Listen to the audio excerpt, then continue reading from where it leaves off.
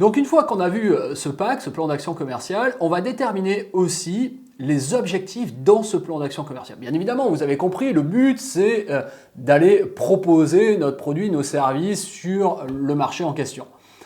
Maintenant, il va falloir poser des objectifs. Alors attention, on va aussi ne pas confondre les objectifs et les stratégies que l'on a vues juste avant au début de ce cours, qui était un rappel en fait, donc vous vous souvenez, analyse, objectif, stratégie, mix marketing, là nous on est dans la mise en place d'actions, mais donc dans notre mise en place d'actions, on aura aussi des objectifs à mettre en place. Il y a pour ça un outil qui est très célèbre, très facile à se remémorer, très facile à retenir, j'ai envie de dire, qui est utilisé partout et pour tous depuis très longtemps et que dans le domaine commercial nous utilisons beaucoup pour fixer justement ces objectifs commerciaux. C'est ce fameux outil qu'on appelle le SMART. Vous avez certainement déjà entendu parler du SMART. Et bien évidemment, je ne parle pas de la petite voiture. Mais le SMART, c'est vraiment un outil qui va nous permettre de caler, de calibrer aussi, je dirais, nos objectifs et qui va donc, par conséquent, nous permettre d'avancer concrètement vers nos objectifs et je dirais même au-delà de ça, de réaliser nos objectifs, ce qui est effectivement super important dans notre mise en place d'action. Donc, commençons le SMART par la première lettre qui est le S. Comment un objectif doit être d'après vous? Je vous laisse réfléchir un instant. Qu'est-ce que ça peut être ce S pour nos objectifs quand on pense à SMART? Vous l'avez? Peut-être. Quoi qu'il en soit, je vous le donne. Il faut que vos objectifs soient spécifiques. Ça, c'est très important. Si votre objectif n'est pas spécifique, eh ben, vous risquez de ne pas avancer vers votre objectif, vous risquez de vous démotiver par rapport à votre objectif. Parce qu'il ne sera pas suffisamment précis, en fait. Spécifique, c'est ça, c'est de la précision. Tiens, prenons un exemple. J'ai envie de perdre du poids. Ah, bah ça, c'est chouette, vous allez me dire comme objectif. Sympa. Mais en fait, ce n'est pas un objectif. Parce que du coup, c'est beaucoup trop vague, c'est pas assez spécifique. Il va falloir donner de la précision. Et donc, on va voir, notamment avec le M, comment on va pouvoir avancer dans la précision. Qu'est-ce que c'est le M, d'après vous? Le M, c'est tout simplement mesurable. Donc, on a d'un côté spécifique et ensuite on a mesurable. C'est-à-dire qu'il va falloir que l'on puisse voir comment on avance vers notre objectif. Reprenons mon exemple de perdre du poids. J'ai envie de perdre du poids. Moi, je vous dis, ce n'est pas tellement un objectif. Par contre, j'ai envie de perdre 5 kilos.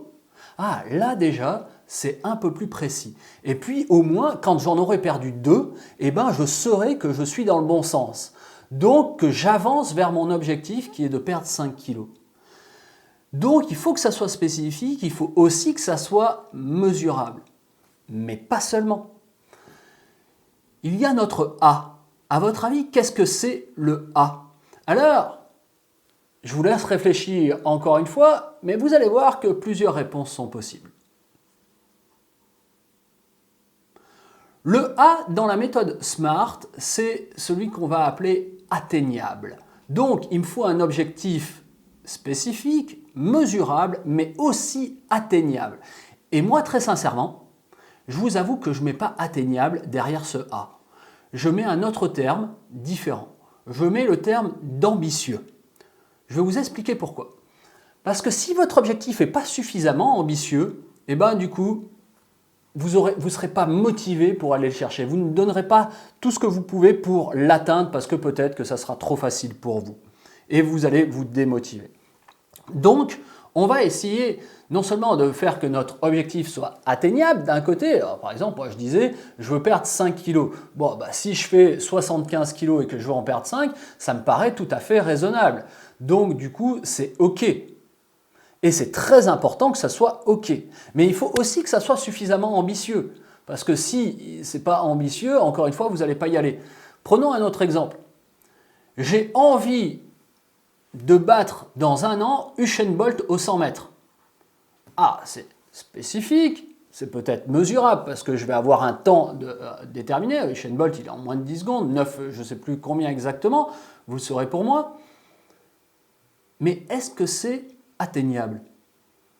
Alors, je ne veux pas préjuger de mes qualités à la course là, mais il n'y a aucune chance que dans un an, je sois capable de battre Usain Bolt à la course. C'est complètement inatteignable. Ce n'est pas du tout comme le R. Est-ce que vous l'avez? Ce n'est pas du tout réaliste, ce n'est pas du tout réalisable. Donc du coup, notre R vient, c'est pour ça que je change le A en fait, puisque pour moi, atteignable ou réaliste, c'est très proche. Donc du coup, je préfère mettre ambitieux pour le A et on garde le R avec réaliste. Il faut que ce soit réaliste. J'ai envie d'améliorer mon temps au 100 mètres de peut-être 1/10. Ok, ça peut-être que c'est réalisable. Et c'est peut-être ambitieux pour moi vu mon niveau. J'ai envie de perdre 5 kilos, alors peut-être que c'est suffisamment ambitieux pour moi, mais c'est aussi réalisable pour moi. Je sais que je peux le faire. Il va falloir que je mette en place des choses, il va falloir que je fasse attention, mais ça reste à la fois ambitieux et à la fois réalisable. Et enfin, très très très important, c'est le T dans notre SMART. Est-ce que vous le connaissez? Normalement, c'est un des plus faciles et celui qu'on retient le mieux. Donc, j'imagine que vous l'avez. Le T pour le temps, pour l'espace temporel. J'ai envie de perdre du poids, on a vu que ce n'est pas un objectif. J'ai envie de perdre 5 kilos, ah, ça c'est déjà pas mal. Parce que c'est suffisamment ambitieux pour moi et c'est tout à fait réalisable. Mais si j'ajoute une notion de temps, là ça devient vraiment très intéressant. J'ai envie de perdre 5 kilos en 3 mois. Et là, mon objectif, il est SMART. Donc vous avez compris tout l'intérêt de caler ce SMART dans nos objectifs. Et d'ailleurs, pour vous, que ça soit en termes commercial ou que ça soit pour d'autres choses, n'hésitez pas à utiliser cette méthode du SMART. N'hésitez pas à caler vos objectifs spécifiques, mesurables, ambitieux, réalistes et temporels, parce que ça va vraiment vous permettre d'avancer concrètement vers vos objectifs et donc d'aller vers la mise en place de vos actions et d'atteindre la mise en place de vos actions. Pour terminer sur ce SMART, juste en dessous de la vidéo, vous trouverez un peu plus de détails et vous trouverez aussi d'autres exemples. Donc du coup, je vous invite à aller voir, à aller découvrir. Ce n'est pas les exemples qui manquent, mais juste en dessous de la vidéo, vous en avez d'autres. Donc du coup, n'hésitez pas, allez-y.